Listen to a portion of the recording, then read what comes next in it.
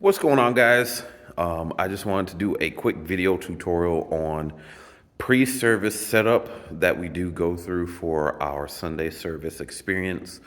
There's just a couple of quick things that you would need to know as you're setting up for our Sunday service. There are some videos for our media team setup already done. So now I just want to go through just real quick what we're doing with our foyer and our parent room, which is really simple. First and foremost, please make sure that the parking cones are out for our senior parking only. Those are kept here in our usher's closet. So you'll see those down there. There's four of them, and they go in the first two spaces on the far left and the first two spaces in the middle set of our parking lot. Now, the other thing, we have three TVs. One TV is right here. That is our connections desk TV. You've got a fireplace TV right here. Boom. You've got the loft TV, which is right here. And then the last TV is it might get darker set for a little bit. Woo! Scary. Sorry, I didn't have the lights turned on before I did this. But in here in our recovery room is our fourth TV. Now, all of those have Roku remotes, and you're just going to want to go ahead and turn those on.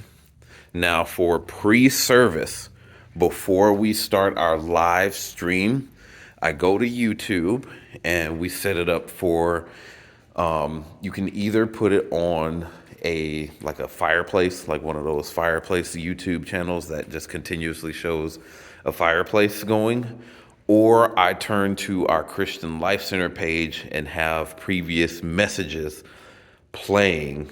Again, that's pre-service. Once and the volume is down on all of them except the one in the recovery room. So the one at the connections desk, the one on the fireplace, and the one for the loft, all of those are just picture only. So you make sure the volume is completely down for those, because the volume in the foyer is getting pumped through the speaker here, which comes from inside the sanctuary. Parent room, you can turn that up slightly. You don't want to overpower it.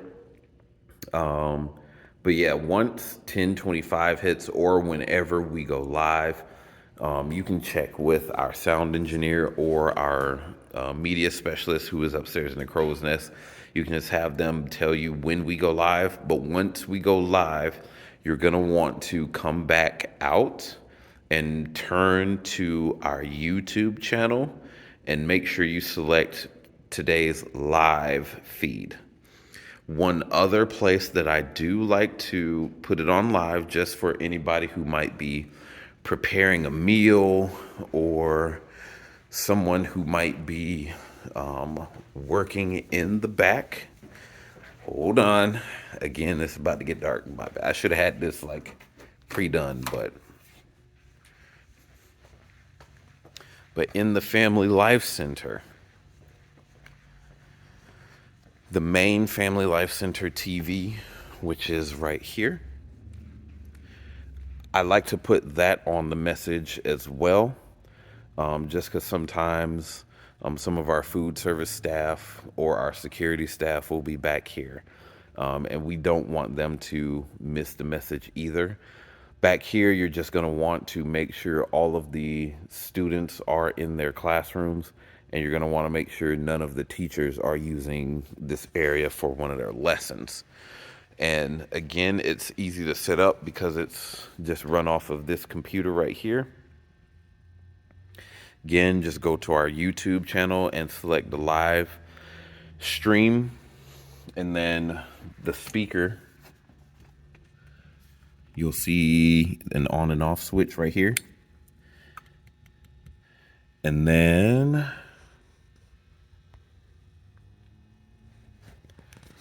can you see? Okay, on off switch. And then you're just going to want to master volume right here. Just up or down, just depending on how loud it is getting back here. Also, one last thing for pre-service setup, we're trying to move away from using these big, powerful lights right here. So these guys right here is what we want to use, and these.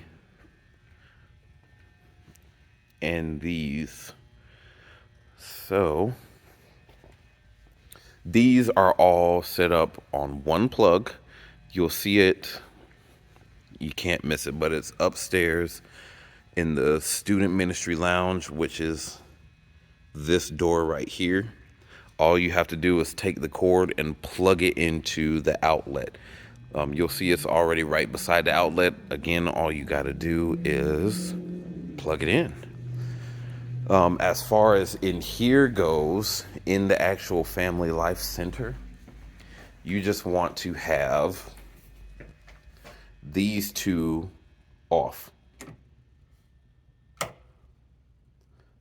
So this one, which again is just our sides, have those on, and then our string lights up top. And oh, let me go ahead and turn this off. One thing for sanctuary lights, almost forgot about the sanctuary lights. So for the sanctuary, the worship team will not have this set of lights on all of our spots. They'll have those off. Over here, everything will be on except the one with the green dots. The one with the green dots is the back lights right here. Those stay off during prayer and during worship. So again, that's the one with the green dots. So leave those off. Now, once service starts, like right before worship starts, you're going to want to come over and turn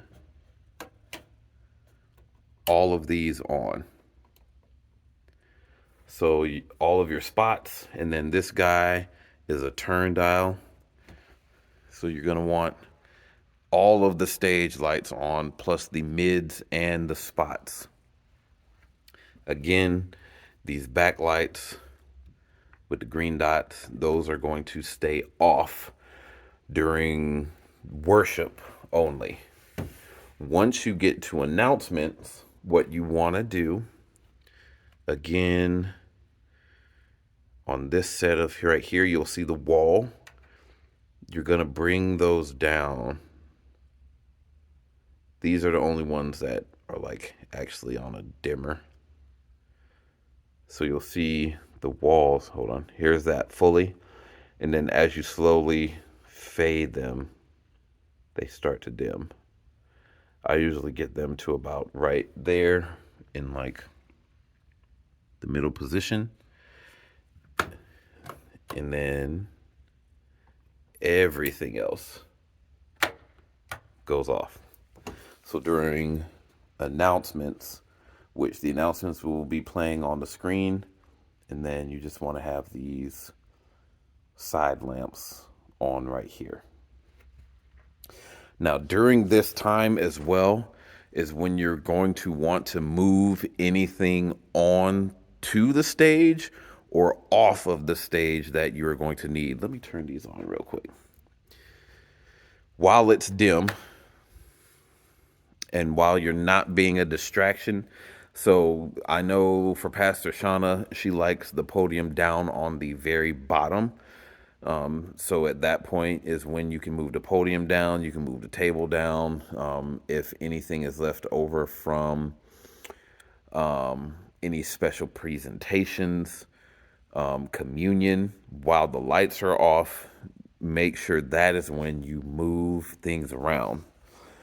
Once the announcements are over, crank everything Even the one with the green dots. Hold on, this is back. There we go. Everything is cranked. Every light in the sanctuary is cranked once the announcements goes off. Um, at that point, if there's anything that is on stage that shouldn't be, run with it.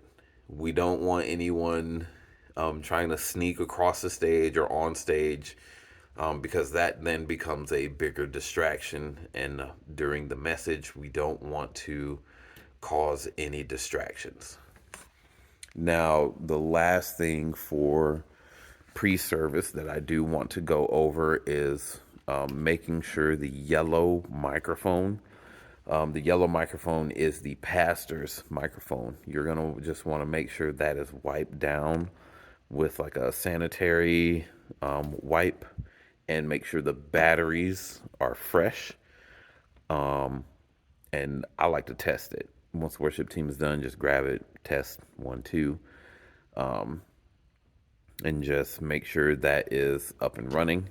Once the worship team is done, you can also grab, I usually grab the white microphone just to have a backup microphone just in case something happens.